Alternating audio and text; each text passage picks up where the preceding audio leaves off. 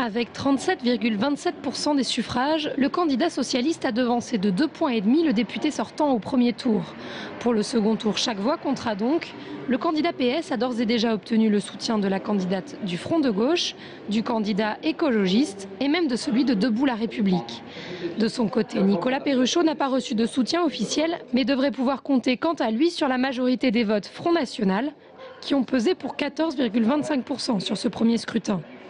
Des voix pourtant qu'on ne désespère pas de pouvoir récupérer à gauche.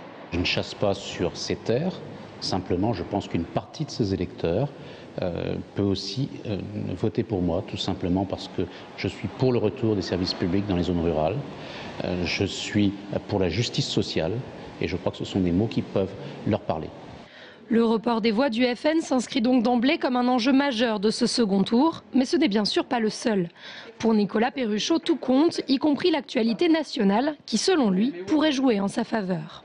Le tweet de Mme Trierweiler d'hier est un élément qui montre aujourd'hui que l'unité du Parti socialiste est une unité de façade et qu'on aura très vite le vernis qui va craquer. Et je crois que les Françaises et les Français sont en train d'en prendre conscience.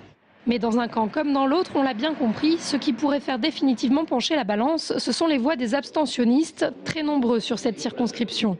41,55% des inscrits ont en effet boudé les urnes dimanche. Le premier parti de France dimanche dernier, c'est le parti des abstentionnistes.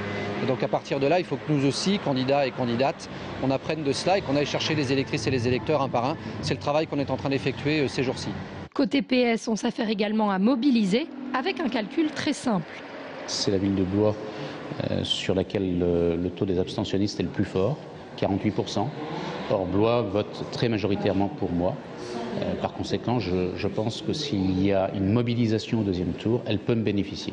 En 2007, Nicolas Perruchot avait été réélu avec seulement 50,31% des voix. Cette année, ça pourrait également se jouer dans un mouchoir de poche.